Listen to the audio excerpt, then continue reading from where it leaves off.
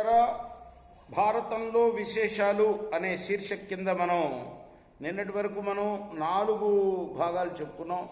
ఇవాళ 5వ భాగాన్ని చెప్పుకున్నాం. సమర్థ సద్గురు సాయినాథ్ మహారాజ్ కీ జాయ్. నిరపరాధుల్ని హింసించడం ఎంత పాపమో నిన్న సారమేయుడి కథలో చెప్పుకున్నాం మనం. సరమ కొడుకైన కుక్క, సారమేయుడు అంటే కుక్కనే అర్థం సంస్కృతంలో. సారమేయుడనే పేరు పెట్టేశారు వ్యాసులు ఈ కథలో. అతడు అపరాధం చేయకుండానే కొట్టినందుకు శాపం ఇచ్చింది సరమ రాజుకి. ఏ రాజుకి? జనమేజయ రాజుకి. ఏమని?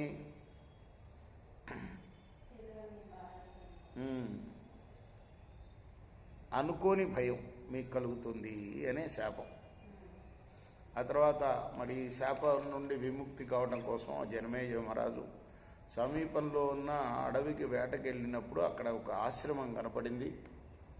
ఆయన పేరు, ఆ ఆశ్రమంలో ఉండే ముని పేరు శృతశ్రవసుడు. ఆయన కుమారుడు సోమశ్రవసుడు. ఇతడు ఎప్పుడు కూడా తపస్సు చేసుకుంటూనే ఉంటాడు. ఇతన్ని పురోహితుడిగా వరించుకున్నాడు తనకు కలిగే వచ్చే ఆపదలను తీర్చడం కోసం ఆ జనమేజయుడు. ఆ తర్వాత తండ్రి చెప్పాడు, ఒక శాపం వలన కలిగిన ఉపద్రవాల్ని వదిలిపెడితే మిగతా అన్నీ కూడాను శాంతింపజేయడానికి నా కొడుకు సమర్థుడు అని అనుకోకుండా అని చెప్పేశాడు ఆయన. ఇది ఇలా ఉండగా మరి తర్వాత కథలోకి వస్తే మనం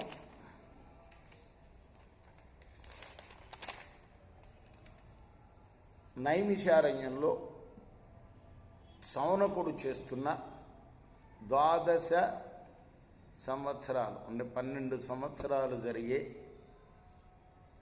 సత్రయాగానికి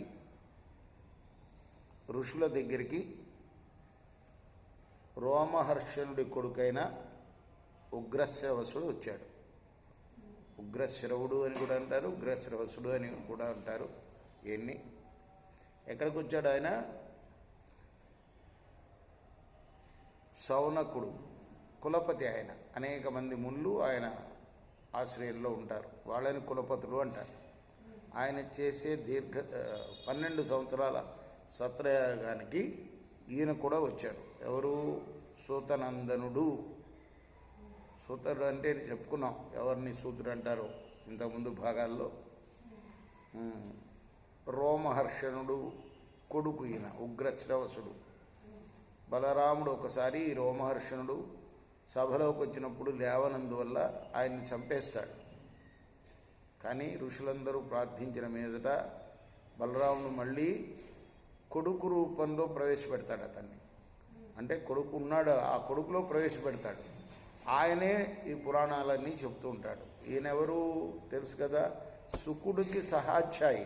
అంటే వేదవ్యాసుడి దగ్గర పురాణాలు నేర్చుకున్నవాడు శుకుడితో పాటు. కాబట్టి ఆయన వచ్చాడు ఇక్కడికి. ఆయనకి చేతులు జోడించి ఋషులందరూ కూడాను, పూజలారా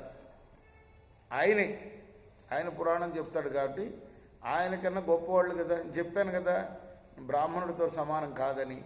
ఆ ఋషులందరూ బ్రాహ్మణులు కాబట్టి ఈయనే ముందు వాళ్ళందరికీ నమస్కరించి, మహానుభావులారా, నేను పౌరాణికుని కదా, మీరు ఏం చెప్పాలో అడగండి, నేను చెప్తాను అన్నాడు.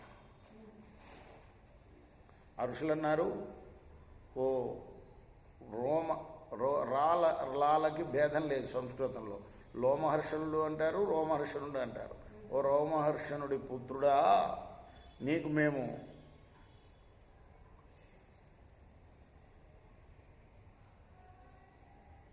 చెప్తాం ఏం చెప్పాలో. అదేమిటయ్యా అంటే, ఇప్పుడు పూజ్యులైన కులపతులు అంటే ఎవరైనా సౌనకుడు, ఆయన అగ్నిగృహంలో ఉన్నాడు. కాబట్టి ఆయనకు అన్ని దేవతలకి అసురులకి సంబంధించిన గాథలన్నీ తెలుసు, దివ్యమైన కథలన్నీ. అంతేకాదు మనుష్యుల, పాముల, గంధర్వుల వీళ్ళ కథలన్నీ కూడా ఆయనకి సంపూర్ణంగా తెలుసు. ఆయన ఇప్పుడు యజ్ఞ దీక్షలో ఉన్నారు. మరి అతడు మాకు ఆచార్యుడు, మాకందరికీ కూడా గౌరవనీయుడు. అతడు వచ్చే వరకు ఆగండి అంటే ఆయన అనుమతి తీసుకునే మేము వింటాము అని అర్థమైందా? ఆయన వచ్చిన తర్వాత, ఆయన సుఖాసీనులు అయిన తర్వాత మీరు ఆయన్ని అడిగి ఏం చెప్పాలో అది చెబుదురు కానీ అన్నారు. ఇంతవరకు ఆపుదాం. మనం చిన్న చిన్న భాగాలుగా చెప్పుకున్నాం. మిగతా భాగం రేపు కొనసాగిద్దాం. మనం పౌలోమ పర్వంలో ఉన్నాం. ఇప్పుడు గుర్తుంచుకోవాలి, 100 ఉపపర్వాలు ఉన్నాయి. ఇందులో భారతంలో 18 పర్వాలని 100 ఉపపర్వాలుగా విభజించాడు. ఎవరు? వ్యాసుల వారే.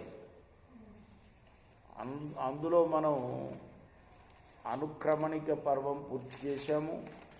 ఆ తర్వాత మళ్ళీ పర్వ సంగ్రహణ పర్వం పూర్తి చేశాము.